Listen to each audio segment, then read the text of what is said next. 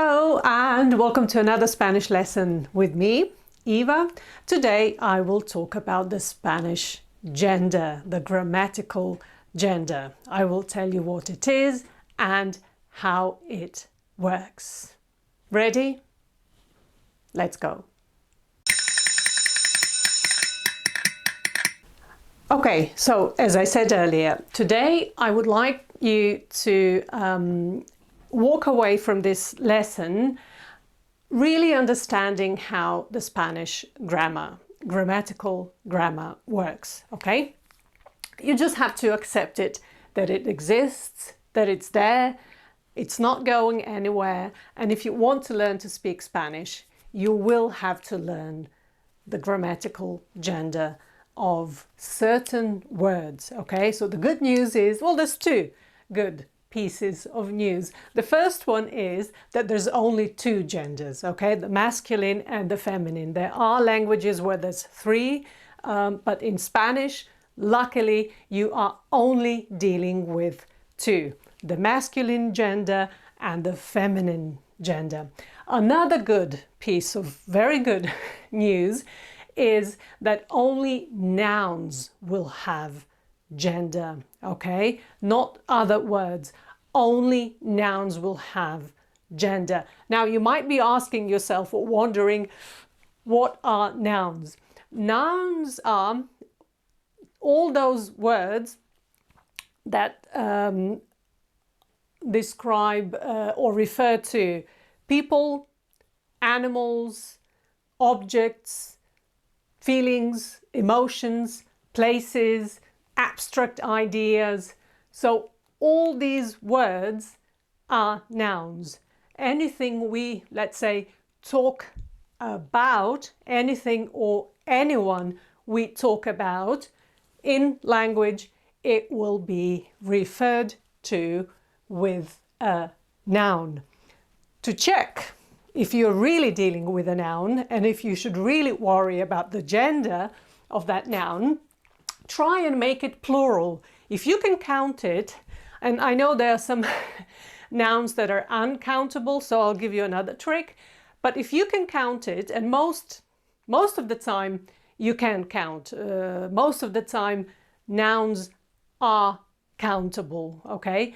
If you can count it, it's a noun. So let's, for example, a box, 1 box, 2 boxes, 3 boxes, 27 boxes, 500,000 boxes. If you can make it plural, boxes, you are dealing with a noun. Now, I know I said earlier, not all nouns are countable. We can't say 1 milk, 2 milks. We might say, I don't know, a carton of milk, or I don't know, a liter or a pint, whatever. So we can't say milk and milks, or I don't know, sugar and sugars. In those cases, use the second trick.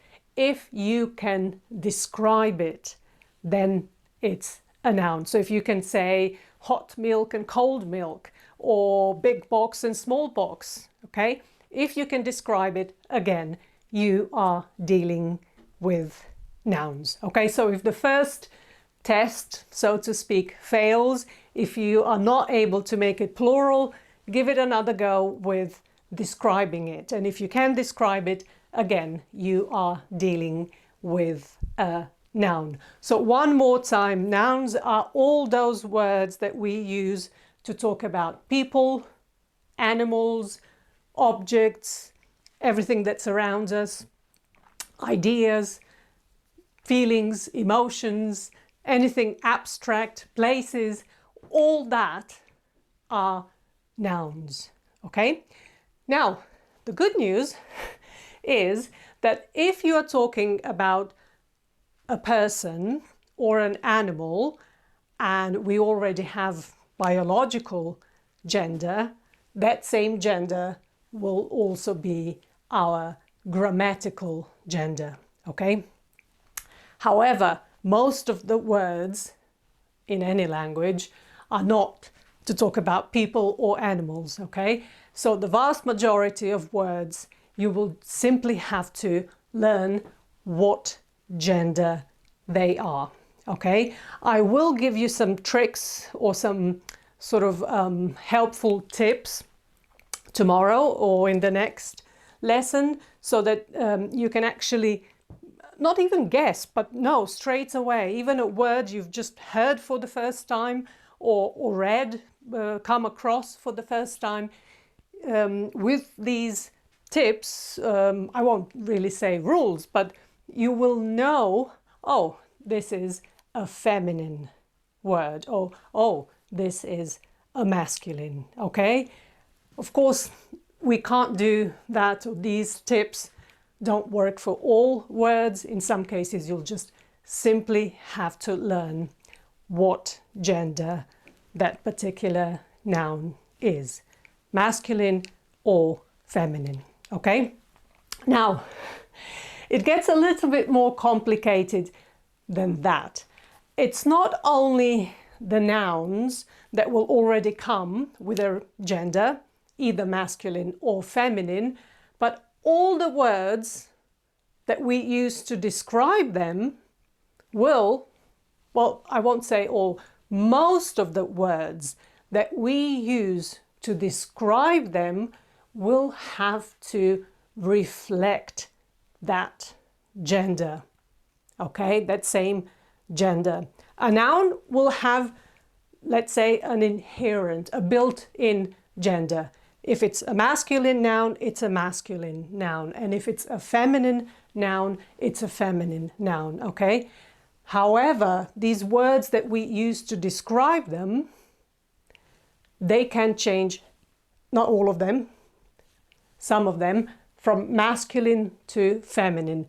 And of course, they will change depending on the noun, or rather the gender of the noun that they are describing. Okay? So, one more time. The nouns, the Spanish nouns, have gender, grammatical gender. They're either, a noun is either masculine or it's feminine. Once we start describing it and adding words, either in front of it or behind it, in Spanish you will see there's a tendency to put a lot of words behind or after the noun. All these words describing the noun, we have to make sure that when possible, they also reflect the gender of that noun, okay? Not always, some words will not change regardless of whether we are using them to describe or to refer to a feminine or a masculine noun, but many words will change, okay? So you will not only have to know the gender of the noun for the sake of knowing it, there's a practical reason to it, because all these words surrounding it and describing it will have to change, or rather you will have to change them. And if you don't know the gender of the noun, you won't know how to change them, okay? So it's very important to know the gender of all the nouns that you are using when you speak or maybe even write Spanish, okay? Good. So I'm going to, this was just an introduction just to get you in the right, let's say, mindset, but I do want to write some examples so that it sort of becomes real for you, okay? Good. Okay, so as I said, we are only talking about nouns and the words that describe the nouns.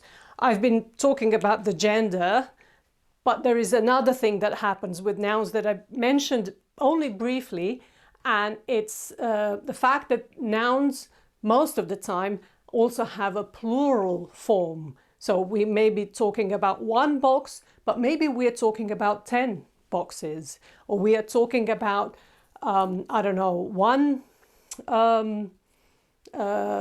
car, or maybe 20 or 20,000 cars, okay? So nouns not only have gender, they also have plural, which means that all those words that I talked about, all those words that we use to describe nouns will when possible, reflect the gender of the noun and the number of the noun. And I don't mean number as in 3, 7 or 25. I mean either singular or plural, either box or boxes, car or cars, bird, birds, etc. Okay?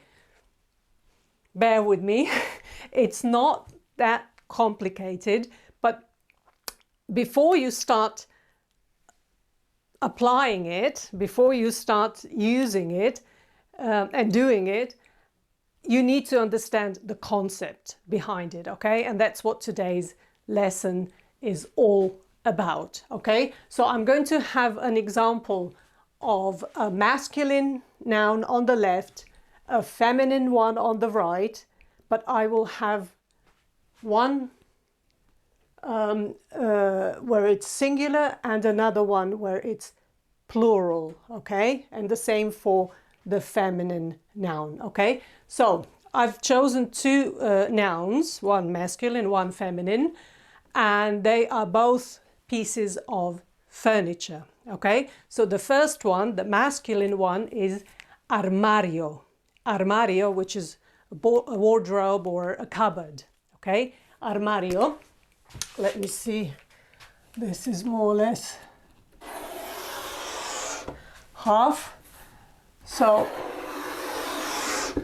I will have armario as a masculine singular noun and armarios as a masculine plural noun, okay? And then here, the feminine one is silla, a chair, or a chair, yeah. So silla in singular, so only one. And then plural, sillas, okay? So we have a masculine noun in singular and plural, and we have a feminine noun in singular and plural, okay? And now underneath, I'm going to show you how these, let's just call them descriptive words, behave around these nouns, okay? How they change according to the gender and the number of the noun that they are describing. Okay. Good. Now, let's start with the article, okay? That's sort of the first thing to think about. The definite article, in English it would be the, for all nouns. In Spanish it's el, for a masculine singular noun, and los for masculine plural. So we have el armario, los armarios. Okay? In English, the wardrobe, the wardrobes. The, it doesn't change. Okay? Silla. La silla, and plural, las sillas. Again, in English, it would be the chair and the chairs, okay? So we would have the. In Spanish, 4 different translations, if you want, of the article, of the definite article, the. El for masculine singular, los for masculine plural, la for feminine singular, and las for feminine plural, okay? Same thing happens with the indefinite article. In English, you would simply have a, or sometimes an, but it's not, it hasn't got anything to do with gender. It's merely easier to pronounce or to say an orange rather than a orange, okay? So in English, this N is really about the pronunciation. Here it's about both gender and number of the nouns. So a wardrobe or a cupboard in Spanish would be un armario, a wardrobe, un armario.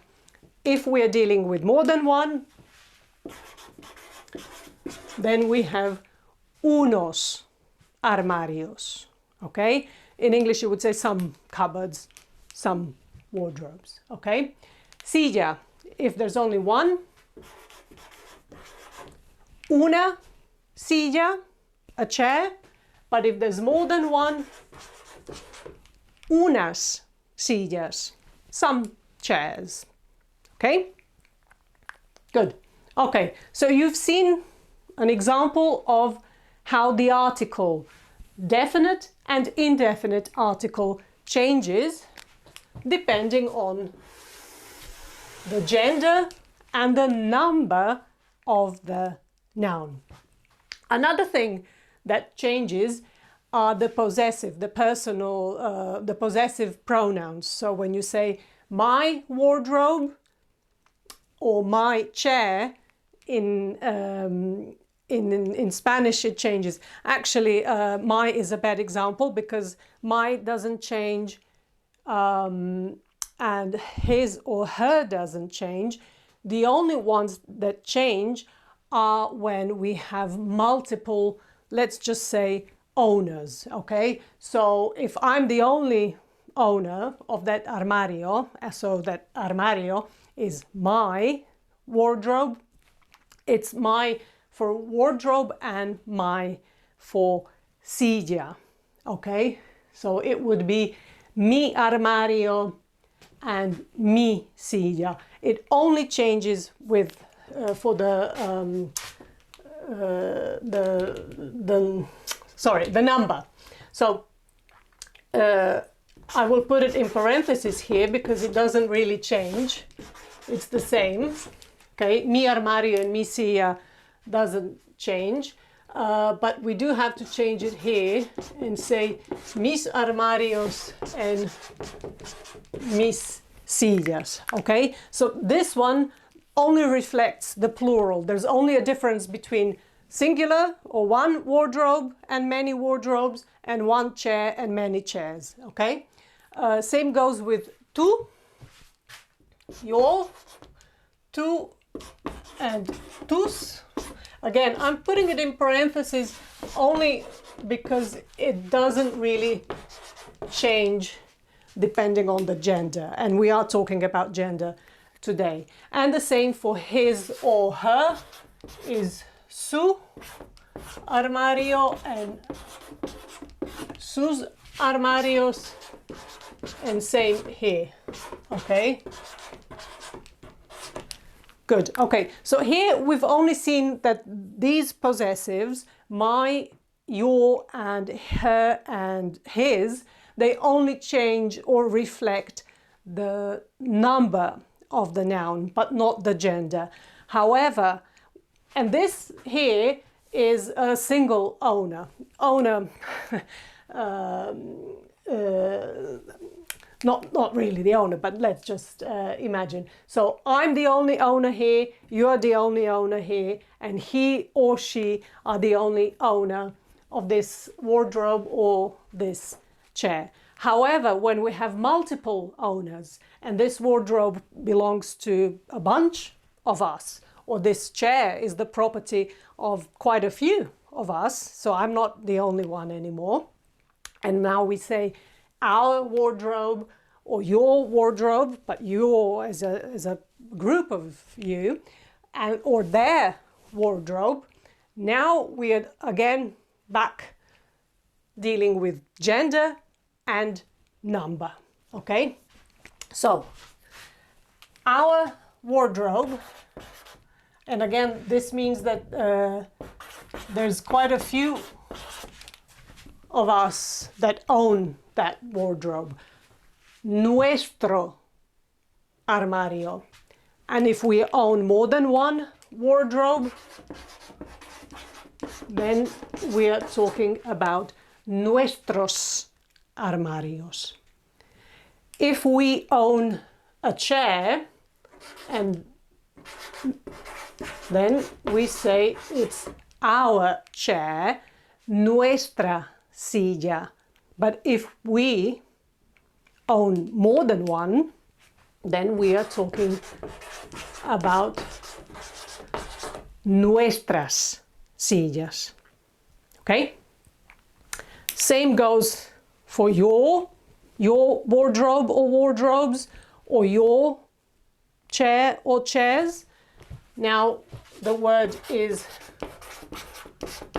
vuestro armario, your cupboard, or if you have more than one, vuestros armarios. And same for the chairs.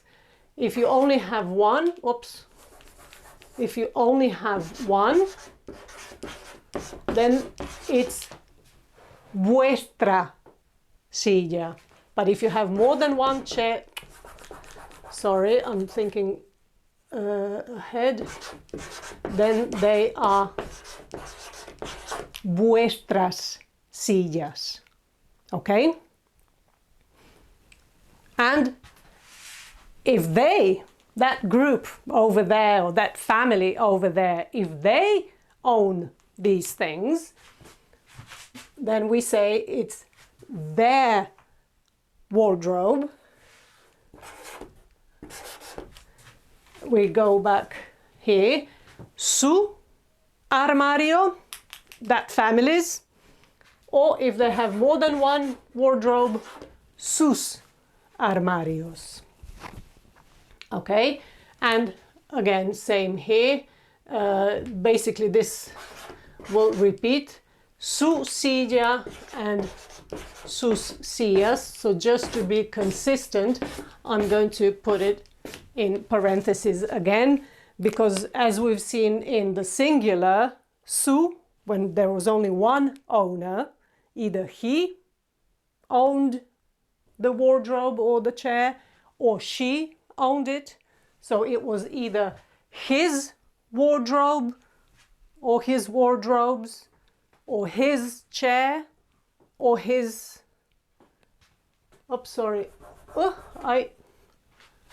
this should be singular because it's silla, su silla and then sus sillas. Okay, so this su and sus, and then this one is same, su and sus, can be his, if there's a man owning these things, either one or two or seven wardrobes and one or two or seven chairs. So his wardrobe, his wardrobes. His chair, his chairs. In English, it's his every single time. And the same if the owner is a woman, then it's her wardrobe, her wardrobe, her wardrobes, her chair and her chairs. Okay, but here we are dealing with one owner only, and we know from the context if it's a man or a woman. Okay, because su can be either his or her, we need to know a bit more. The conversation, the context will tell us if this su is his or her.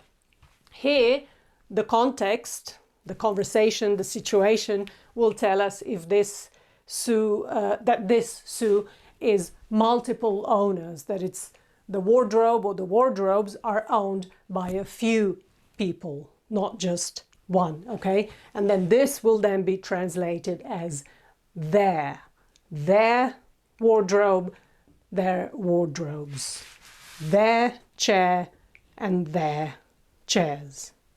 Okay, good. So we've seen how the possessive pronouns change depending on the gender and the number of the noun. Okay, they always reflect the gender. We always end up with plural, but sometimes we don't see any difference between the gender. So su is for armario, but also for the chair, for the silla. And again, here it happens again. Okay, good. Let's keep going with a few more examples. Just plain adjectives like big and small and old and young or new and long and short, they also can change, okay? Not all of them have the possibility to change depending on the gender, but they will all change to reflect the number, okay? So for example, rojo, red. Let's say we have a red cupboard and a red chair, okay? So rojo is red. So for one wardrobe, it's rojo, and for several, it's rojos, okay? Now for silla, which is feminine, it will change to roja, and in plural, we will have rojas, okay? So this particular adjective, red, will or can reflect both gender and number. There are some that will not reflect gender, but they will still reflect number. So let's say a big wardrobe and a big chair, okay? So we have grande for one wardrobe and grandes to reflect plural. But here with the silla, we still keep grande. Grande doesn't change. Okay, and for plural, again, grandes. Okay, so here, this here did not really change according to the gender of the noun that we are describing, that we are talking about, okay? So again, as I said earlier, most of the time, or most of these descriptive words will change according to the gender. They will nearly, I think, all change to reflect the number, the plural, okay? But sometimes the gender or the will not be reflected in these descriptive words. Okay, that does not mean that silla ceases to be feminine and armario ceases to be masculine. Armario is still masculine and silla is still feminine. It's just that the word is unable to reflect the gender, okay? And it remains the same for armario and silla likewise, okay?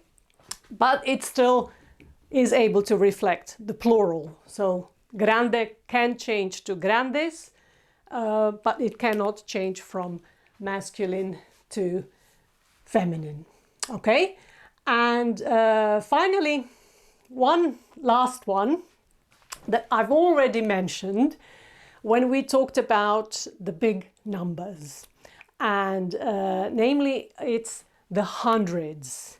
When we have a round, starting with 200 and ending with 900, but only the round numbers. So 200, 300, 400, and all the way to 900. So I'm just going to write it 200, no.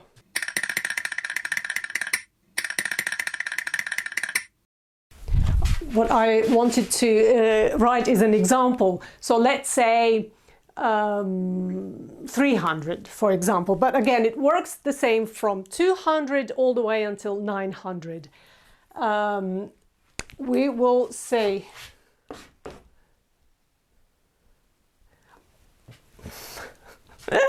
of course, there's no singular. 300 is automatically plural, so I'm not going to write anything here in the singular, only in the plural. So 300 wardrobes is going to be 300 armarios, but 300 chairs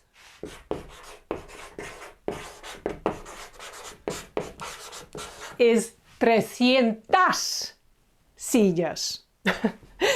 Okay. Sometimes You get so focused on explaining one thing that you forget the basics.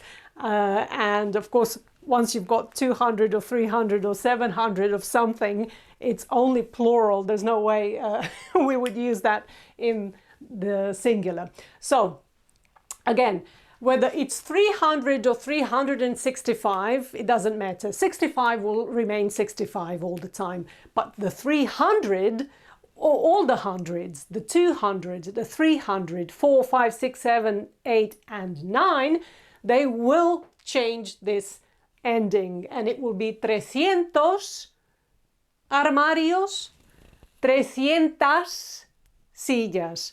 Or maybe, as I said, just an example, 365 wardrobes, 365 armarios, 365 sillas. So 65 doesn't change. The thousands, the millions, nothing changes except the hundreds, okay? They do reflect the gender, and obviously they are always plural. But they do reflect the gender of the noun. So 300 armarios, 300 sillas. Okay? Think of a noun as the center. Okay? Think of a noun as those professional dog walkers that you see in films. I've never seen one for real, for some reason, but those professional dog walkers that go from place to place, they collect several dogs and then they take them out on a leash or lead into the park, okay? Wherever this dog walker goes, the dogs go with him, okay? So you could have a noun at the beginning of the sentence and a couple of words describing it.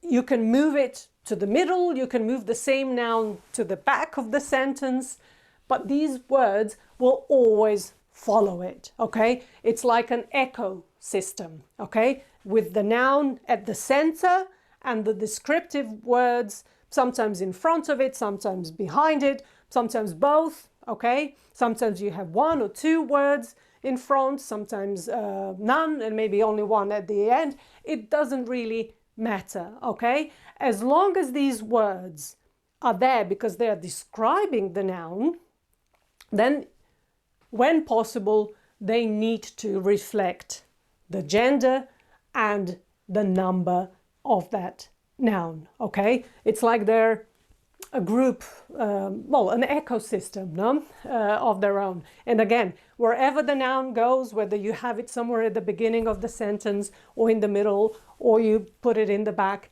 it doesn't matter. These words will follow it and go with it, okay? So, my tip, what to do or how to get it right.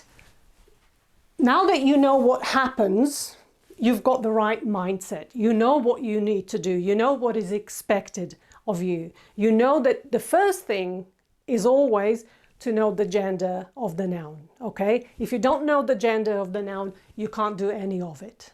Anything that I've just explained here. Okay, you might be able to do the plural, but again, as you see, nuestros is plural, but it's masculine, and nuestras is plural, but it's feminine. So even just knowing, oh, this noun is a plural is only halfway. So you always have to learn, when you learn new nouns, you need to know their gender. And I recommend you always learn them either with the definite article, okay? So you always learn it together. El armario and la silla, or if you prefer, if it's easier for you, doesn't really make any difference at the end, un armario or una silla, okay? So if you're learning by writing these new words, new nouns down, always write it down with one of these two articles. Stick to one just to make it easier for you. If you want to use the definite ones, then always write el with masculine nouns and la with feminine nouns. If you prefer to do it with the indefinite article, that's fine, but always stick to just the indefinite article and always write them down, the masculine nouns with un and the feminine nouns with una. Another way to do it, because a lot of us, or most of us, if not all, are very visual when we are learning or trying to remember things. You might even want to do or write it down in different colors or on different colored paper. I think the best one, you can be creative, you can change it, but I really think, because we've been sort of pre-programmed to associate pink with feminine and blue with masculine, to just stick with these two numbers. If you want, pick two different numbers, that's fine, but we sort of by default associate feminine with pink and masculine with blue. So apart from using el armario, you might also want to write it with the blue ink and la silla with pink ink, or maybe write it on a blue sheet of paper, have a pad with blue sheets and another one with pink, or if you're using post-its, write the masculine nouns on blue post-its and the feminine ones on pink. Okay, you can even, when you're learning things that you actually have in your surrounding, like wardrobes and chairs, most you won't, but the ones that you do have in your surrounding, you can even use the post-its and post them like a wardrobe and put it on your wardrobe, a chair, and stick it onto a chair. Okay, so that you actually learn to associate the word with what that word stands for or what it represents. But definitely, however you do it, always learn the gender of that noun as you learn the meaning, as you learn sort of the translation. Okay, so if you want to, you don't know how to say, I don't know, a horse in Spanish, no? It's not only looking up the word caballo, it's also knowing, it will always say in a dictionary, it's also knowing that it's el caballo or un caballo. Okay, good. Okay, well, that's all I wanted to do today. I know the lesson was quite long, but understanding gender and understanding that it's really random. There's no reason why a wardrobe should be masculine and a silla or a chair feminine, okay? Really, don't try to look for any logic here. As you will see in the next lesson, the word for a dress is actually masculine and a word for a tie is feminine, okay? Again, don't look for any logic, just, accept the things the way they are. They've assigned this word or this noun a masculine gender, fine, it's masculine. I'm not going to complain or change or wonder why. It's masculine and that's it. End of story, okay? So learn the words always with their gender. And to help you with it, either use the definite or the indefinite article, maybe even go a step further, use different colors, and then all of this will be a piece of cake, okay? Because this is something that comes very naturally after a while and after a very short while, okay? This comes very naturally as long as you know the gender of the noun, okay? So your first big job is just learn the nouns and with the gender, okay? And I will help you in the next lesson to guess or to know if a noun is masculine or feminine, even if you've heard it, seen it for the first time, okay? See you in the next lesson.